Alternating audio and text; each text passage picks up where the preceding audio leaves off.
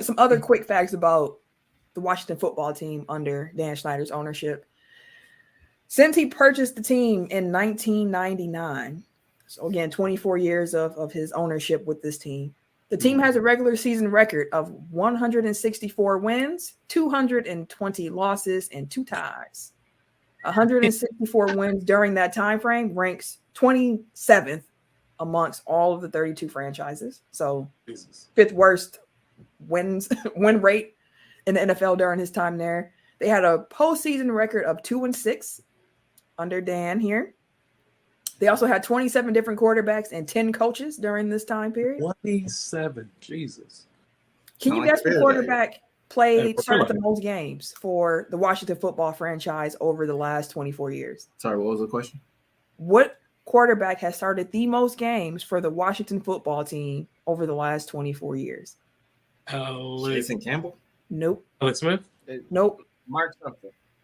Kirk Cousins. Yeah. Wow. You like that? Like that? Kind of like that. Towards the end of his little reign in Washington. Right. Also, let's see here. That's right. Dwayne. Snyder's teams have reached the 10-win mark in only 3 of his 24 years. Wow. The last time they had at least 10 wins was back in 2012 under Mike Shanahan and rookie quarterback Robert Griffin III. Yeah, because before that, they had missed the playoffs like 4 years in a row. Yeah.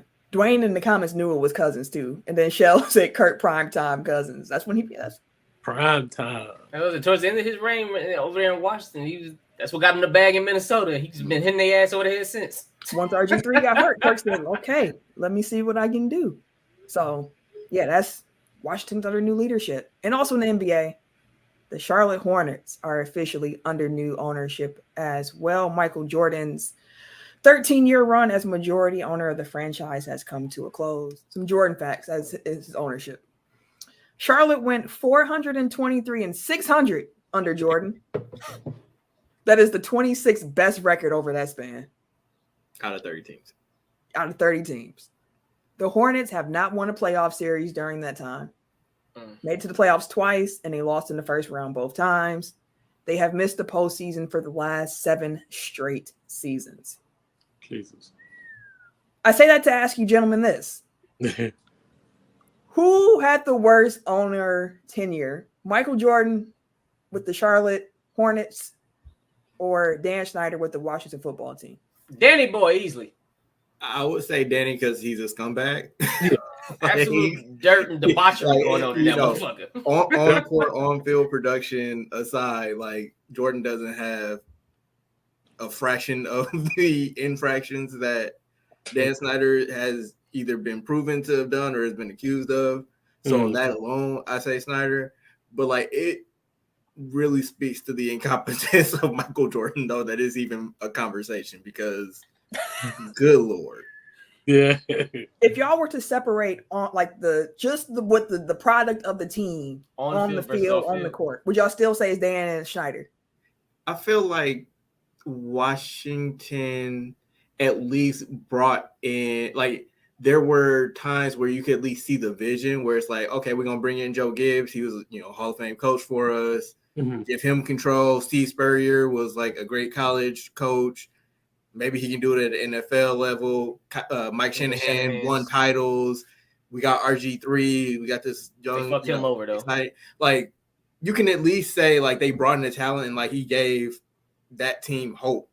What you mean? Jordan brought in Kemba Walker. At periods throughout his ownership tenure. But, like, Michael Jordan, He got LaMelo. He do got Melo. He going to get some points in my book. He had Gordon Hayward. All right, the Gordon Hayward, though, that was after. That man only came because they threw a bag at him. But Gordon could ball. That don't count. Again, like, listen. They had Kirk Cousins. Wait, sorry. Remind me, what year did Jordan take over?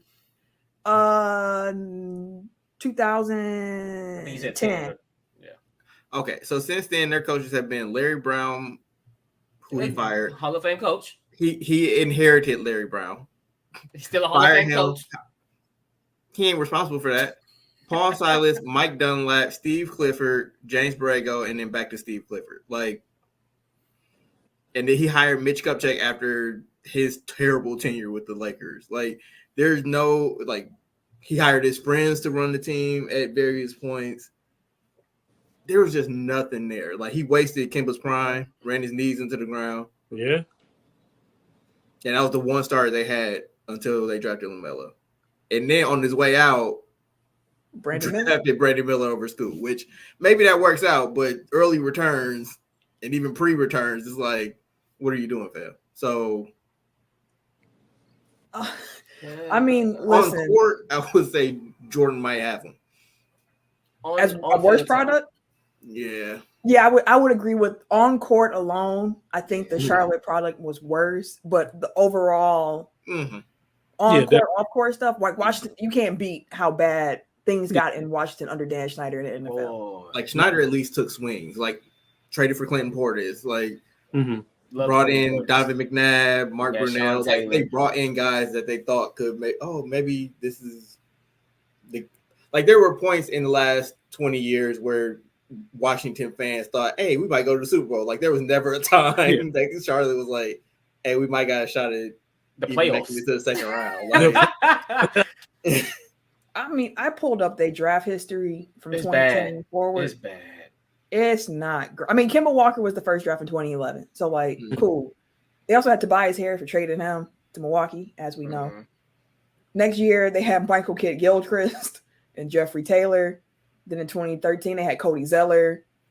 Then in 2014, I mean, them Zellers was balling in college. Let's make it clear.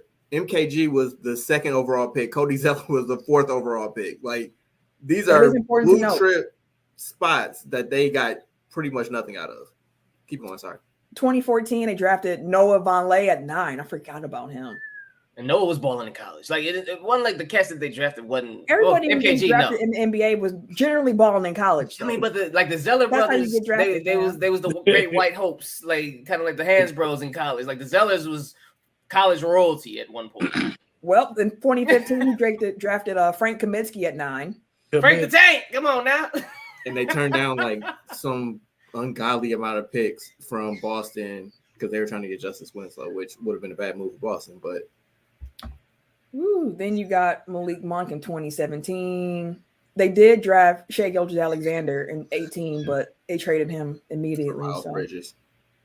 Yep. Talk about scumbags. Then we got some more recent drafts, so we can't really tell yet. But, you know, you got your PJ Washington, your Cody Martin, your Jalen McDaniels, LaMelo Ball, James Bouknight, Scotty Lewis. I think we can write that one off. So, yeah, Jordan, it wasn't great. Okay.